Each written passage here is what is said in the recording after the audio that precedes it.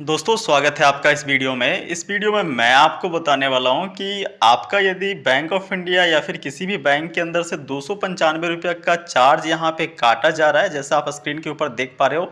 मेरा भी यहां पे 295 का चार्ज काटा गया दोस्तों। ये क्यों काटा गया है और इसे आप कैसे रोक सकते हो, इस विषय में मैं आपको डिटेल में जानकारी बताने वाला हूँ। ठीक है, तो भाई वीडियो को आप स्किप मत करिएगा, कंप्लीट डिटेल्स को समझने का प्रयास करिएगा ताकि किसी भी प्रकार का कोई गड़बड़ी आपसे ना हो। ठीक है, अब देखो मैं आपको यहाँ क्लियर करना चाहता हूँ कि ये 295 क्यों काटा गया। ठीक है, सबसे पहली बात तो भाई यदि आप जो है वो किसी भी बैंक के अंदर से किसी भी प्रकार का फाइनेंस किए होंगे, ठीक है, जैसे मेरा क्या था दोस्तों, मैंने टू व्हीलर का लोन लिया हुआ था। मैंने स्प्लेंडर प्लस बाइक परचेज़ किया हुआ था यहाँ पे।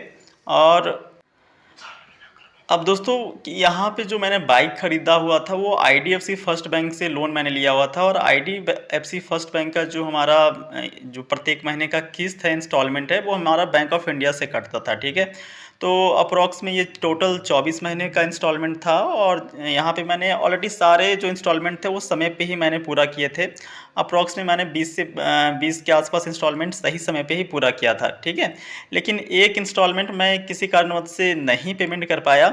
और चूँकि मैं इंस्टॉलमेंट को सही समय पे पेमेंट नहीं कर पाया दोस्तों, इस कारण से हमारा जो है वो आईडीएफसी फर्स्ट बैंक की तरफ से जो स्टेटमेंट भेजा जाता है, जो प्रेजेंटेशन भेजा जाता है बैंक ऑफ इंडिया को कि भाई देखो 5 तारीख को आपका पैसा कटने वाला है। ठीक है, तो हमारा बैंक ऑफ इंडिया के अंदर क्या हुआ कि पैसा तो था नहीं। ठीक है, अब पैसा था नहीं दोस्तों, तो जो आईडीएफसी फर्स्ट बैंक के द्वारा रिप्रेजेंटेशन भेजा गया था पैसा काटने के लिए, ठीक है, जो हमारा किस्त था उसको काटने के लिए, अब वो किस्त चूँकि पैसा हमारे बैंक ऑफ इंडिया में था नहीं, इस कारण से वो हमारा रिटर्न हो गया। ठीक है, और रिटर्न होने के बाद इसे आप बॉन्स भी कह सकते हो। ठीक है, बॉन्स हो गया। ठीक है, तो कहने का मतलब यही है दोस्तों कि हमारा जो लोन था, मतलब एक किस्त था, वो बाउंस कर गया।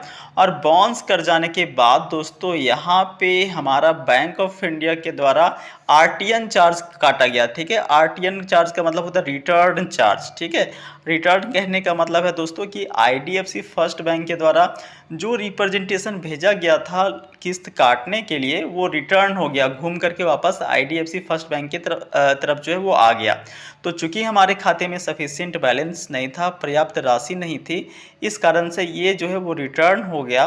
और ये रिटर्न होने के एवज में जो है दोस्तों बैंक ऑफ इंडिया हमारे ऊपर पेनल्टी लगाती है। ठीक है, अब वो पेनल्टी कितना का लगाती है, तो भाई एक बार का आपका 295 का लगाती है। ठीक है, अब क्या होता है दोस्तों कि जो आईडीएफसी फर्स्ट बैंक है हमारा, वो करीबन अगर आप जैसे 4 तारीख को आपका ईएमआई कटता है, ठीक है, और 4 तारीख को यदि आप पे नहीं कर पाते हो तो वो 3 बार आपको जो है वो आपके बैंक के पास में रिप्रेजेंटेशन भेजती है। सबसे पहला तो मान लो 4 तारीख को एक भेजेगी, दूसरा अगर 4 तारीख को आपके खाते में पर्याप्त राशि नहीं रहा तो फिर से वो 5 तारीख को भेजती है, फिर से एक बार जो है वो 10 तारीख को भेजेगी, और एक बार फिर से महीने के अंत में 27-28 तारीख के आसपास भेजेगी। तो अप्रॉक्स में 3 बार वो रिप्रेजेंटेशन भेजेगी।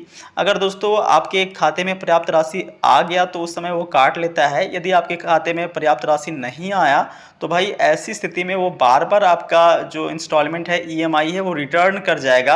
और जितनी बार रिटर्न करेगा दोस्तों उतनी बार यहाँ पे बैंक ऑफ इंडिया की तरफ से पेनल्टी लगाया जाएगा। ठीक है, तो ध्यान रखिएगा इस बात को कि जितनी बार आपका जो ईएमआई है वो रिटर्न करेगा, जितनी बार रिटर्न करेगा उतनी बार ही बैंक ऑफ इंडिया के द्वारा पेनल्टी लगाया जाएगा।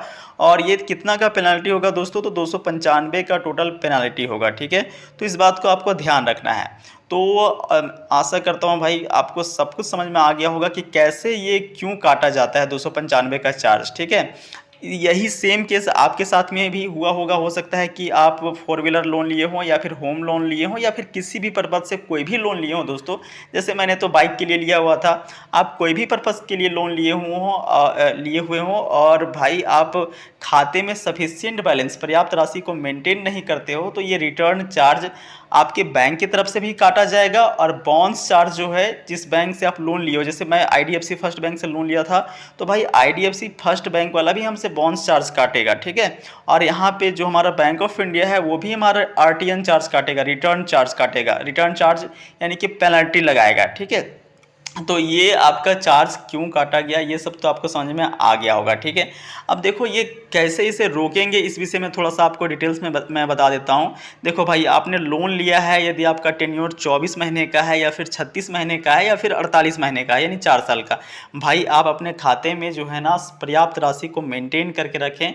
जैसे मान लो आपका जो ईएमआई है वो 4 तारीख को कटता है, तो आप 2 तारीख को ही श्योर कर लें कि आपके खाते में पर्याप्त राशि है या फिर नहीं है, ठीक है।